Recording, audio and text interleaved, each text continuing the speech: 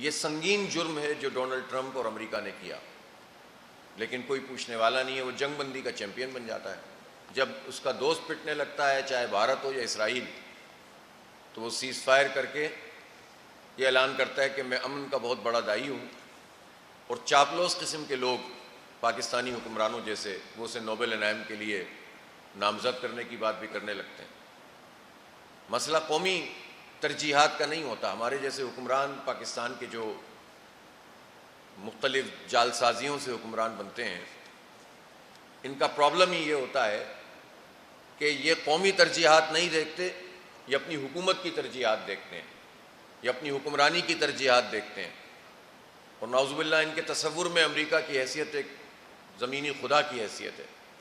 اس لیے اس کو خوش کرنے کے لیے، اس کی چاپلوسی کرنے کے لیے اقدامات کرتے ہیں۔ اس لیے ہم یہ سمجھتے ہیں کہ امریکہ کا یہ جو منافقانہ کردار ہے یہ پوری دنیا کے سامنے کھل رہا ہے، اور پاکستان میں بھی جھوٹ کی تعمیر نہ کی جائے، اس پر عمارت نہ بنائی جائے، بلکہ پریشر ڈال کر اس کام کو کروایا جائے۔ امریکہ پر دباؤ پڑنا چاہیے، جس طرح پوری دنیا میں اب لوگ بات کر رہے ہیں۔ اسرائیل تو ایک دہشت گرد ریاست کے طور پر بالکل واضح طور پر سامنے آ گیا ہے، لیکن اس موقع پر پاکستان میں کچھ وزراء جو خود اپنی ذات اور شاید اپنی حکومت کی بقا کے لیے، امریکہ کی خوشنودی کے لیے اس طرح کے بیانات دینے انہوں نے شروع کر دیے ہیں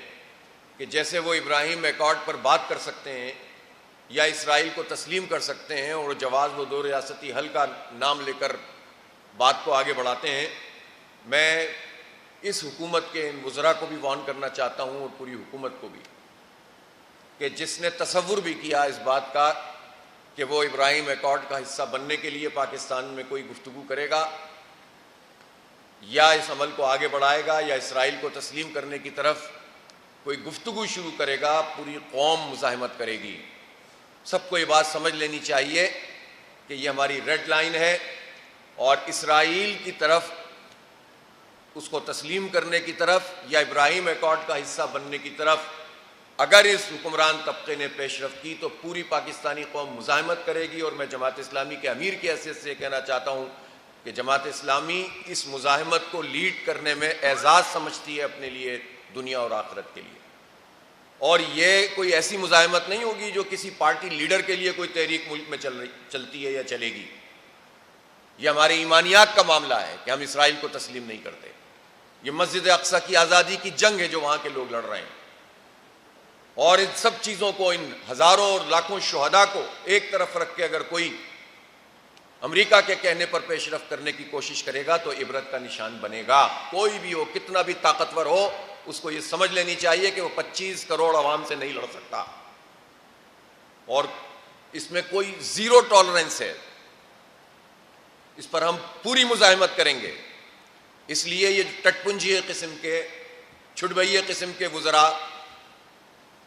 بیان بازی شروع کر دیتے ہیں کہ اگر ایسا ہو جائے تو ہم بات کر سکتے ہیں۔ کس نے آپ کو یہ حق دیا ہے کہ آپ ٹیلی ویژن پر بیٹھ کر اس طرح کی بکواس کریں اور آپ اسرائیل کی تسلیم کرنے کی طرف کوئی جملے بولیں؟ میں تو ان چھڑبئیوں کے نام بھی نہیں لینا چاہتا،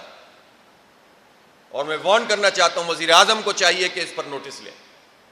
پاکستان کی پالیسی واضح ہے، متعین ہے۔ وہ جتنے لوگ دنیا میں جو یہ بات کرتے ہیں کہ یہ طے ہو چکا ہے کہ فلسطین کی ریاست ہوگی اور دو ریاستی حل ہوگا، یہ ریزولوشن 181 کے تحت بات کرتے ہیں نا، تو 181 ریزولوشن تو یہ کہتی ہے کہ جس میں یہ کہا گیا کہ فلسطین بھی ایک ریاست ہوگی اور اسرائیل بھی ایک ریاست ہوگی، تو حماس نے جن علاقوں پر 7 اکتوبر 2023 پر حملہ کیا ہے وہ علاقے تھے جو اس 181 کے تحت بھی فلسطین کا حصہ تھے۔ اپنے ہی علاقوں کے اوپر ایک قابض فوج نے قبضہ کر لیا اور اس کو چھڑانے کے لیے اٹیک کیا، تو امریکہ اس کو دہشت گردی قرار دیتا ہے، اور امریکہ کے ہم نوالا ہم پیالہ یہ بات کرتے ہیں کہ جناب یہ کوئی جنگ کا مسئلہ ہے، یہ دو فوجوں کا مسئلہ ہے، یہ دہشت گردی کا معاملہ ہے، یہ جینوسائیڈ کا معاملہ ہے، یہ ریسزم ہے، یہ زائنزم ہے، جس کے خلاف مزاحمت اپنا فرض سمجھتے ہیں حماس اور فلسطین کے لوگ۔ اور اقوام متحدہ کا جو چارٹر ہے آپ ریزولوشن اٹھا کر دیکھ لیے 3314 جنرل اسمبلی کی، آپ آرٹیکل 14 اٹھا کر دیکھ لیجئے جنیوا کنونشن کا، جس میں واضح طور پر یہ بات لکھی ہوئی ہے کہ کسی جگہ پر اگر کوئی فوج قابض ہو جائے گی تو مسلح جد و جہد کی جائے گی اور اس کو مسلح تنازعہ پوری دنیا تسلیم کرے گی۔ تو حماس جو کچھ کرتے ہیں، وہ مزاحمت کرتے ہیں، وہ قانونی اعتبار سے بھی درست ہے، اخلاقی اعتبار سے بھی درست ہے، جنیوا کنونشن کے لحاظ سے بھی درست ہے، اور اقوام متحدہ کے جو پورا چارٹر ہے اس کے لحاظ سے بھی درست ہے، لیجیٹیمائز ہے۔ جواب تو امریکہ دے، عرب ممالک دیں کہ 2006 میں جب حماس الیکشن جیت گئی تھی تو اس کو اقتدار میں کیوں نہیں آنے دیا گیا؟ یہ ڈیموکریسی کے چیمپئن بتائیں کہ انہوں نے کیوں نہیں حماس کو، جو جمہوری طریقے سے عوام کی رائے سے اقتدار میں آ رہے تھے، انہیں کام نہیں کرنے دیا اور مسلسل لوگوں کے اوپر زمین تنگ کی ہے۔ جس وقت 7 اکتوبر 2023 کو حماس نے اپنا حق استعمال کرتے ہوئے مقبوضہ علاقوں پر حملہ کیا اسرائیل پر اور اس کی طاقت کا غرور خاک میں ملا دیا، تو اس وقت بھی 5,500 سے زائد غزہ کے لوگ اور فلسطین کے لوگ اسرائیلی جیلوں میں تھے، اور اسرائیلی جیلوں میں ان کے ساتھ جو کچھ سلوک کیا جاتا ہے کوئی تصور بھی نہیں کر سکتا۔ اس وقت بھی چاروں طرف سے ان کا معاشی مقاطعہ تھا، اس وقت بھی وہ سمندر میں ایک خاص جگہ سے زیادہ آگے نہیں بڑھ سکتے تھے۔ آگے سمندر ہے، پیچھے اسرائیل کی فوج ہے، اور دوسری طرف ایک مصر ہے جس نے ناکہ بندی کی ہوئی ہے اسرائیل کے کہنے پر اور امریکہ کے کہنے پر۔ تو کہاں جائیں وہ؟ چاروں طرف سے گھرے ہوئے، ایک اوپن پریزن کے طور پر موجود۔ تو انہوں نے مزاحمت کا حق استعمال کیا۔ دنیا کو ان کی بیک پر کھڑا ہونا چاہیے تھا، عرب ریاستوں کو ان کے ساتھ کھڑا ہونا چاہیے تھا، پاکستان سمیت دنیا بھر کی مسلم ریاستوں کو اس کے ساتھ کھڑا ہونا چاہیے تھا۔ تو اسرائیل کی یہ جرت نہیں تھی کہ وہ کچھ کر سکتے، اور ہم نے اسرائیل کو ناکام ہوتے ہوئے 7 اکتوبر 2023 کو بھی دیکھ لیا، اور جو اس مہینے اور پچھلے مہینے اسرائیل نے جنگ مسلط کی تھی ایران پر،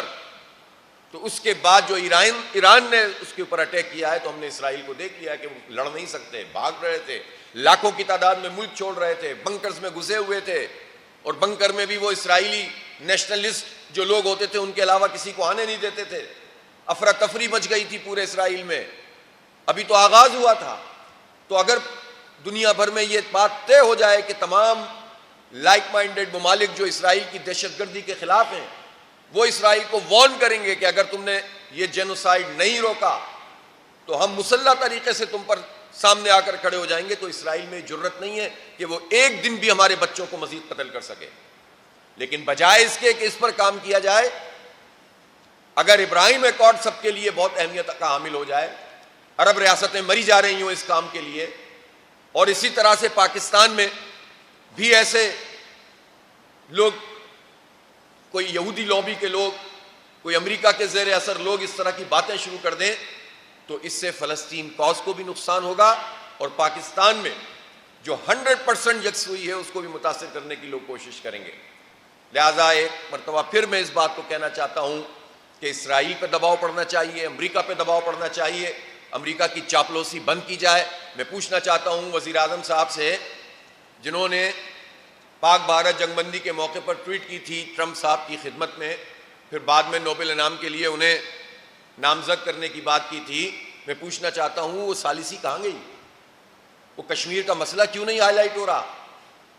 وہ ہر 4 دن کے بعد ایک بیان دے کر ٹرمپ خاموش ہو جاتا ہے، تو اس پر بات چیت کیوں نہیں ہو رہی؟ ہم نے تو انڈیا کو ہرا دیا، ہماری تو قوم نے یکجہتی کا ثبوت دے دیا، اختلافات کو بالا طاق رکھ کر فوج کی پشت پر بھی کھڑی ہو گئی، ہمارے افواج، ہمارے سپاہیوں نے، ہماری ایئر فورس نے قربانیاں بھی دیں، ڈٹ کر کھڑے بھی ہوئے، پوری دنیا نے ہماری طاقت کا لوہا بھی مان لیا۔ پھر اس کے بعد کیا ہوا؟ وہ پانی کا مسئلہ اپنی جگہ موجود، وہ کشمیر کا جو حق خودرادیت ہے کشمیریوں کا، اس پر کوئی گفتگو نہیں ہو رہی، اور جو ہمارے نمائندے جاتے ہیں چند باتیں اچھی کرتے ہیں، لیکن یہ بلاول صاحب نے جو یہ بات کی تھی کہ را اور ISI مل کر دہشت گردی کے خلاف کام کریں،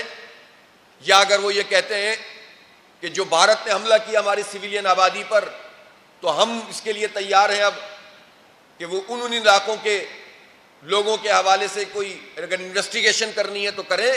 یہ کون سا طریقہ ہے کہ جیتی ہوئی جنگ آپ کی فضول قسم کے بیانات کے نتیجے میں ہم ہارنے لگے؟ بھارت کو یہ حق کس نے دیا ہے کہ وہ ہماری مسجدوں پر حملہ کرے؟ کیوں ڈیفینسو ہوتے ہیں؟ کیوں اس مائنڈ سیٹ سے باہر نہیں نکلتے جس میں غلامی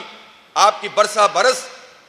دہائیوں سے جو ہے وہ اور صدیوں سے جس طرح آپ کے آبا و اجداد غلام در غلام چلے آ رہے ہیں، تو آپ قوم کو بھی غلام بنانا چاہتے ہیں؟ اس طرح کا کوئی بیان قابل قبول نہیں ہے۔ اس لیے ہم یہ پوچھنا چاہتے ہیں کہ وہ ثالثی کہاں گئی، اور ہم یہ بھی پوچھنا چاہتے ہیں کہ وہ ثالثی کا ایجنڈا کیا ہے۔ کشمیر کے حق خود ارادیت اقوام متحدہ کی قراردادوں کے مطابق اس کے علاوہ اگر کوئی آلو ٹماٹر پیاز پر بات کرے گا، تجارت پر بات کرے گا، نام نہاد امن کی بات کرے گا، جس کا کوئی تعلق ریئلٹی سے نہیں ہے، بھارت ایک دہشت گرد ریاست کے طور پر بیہیو کرتا ہے،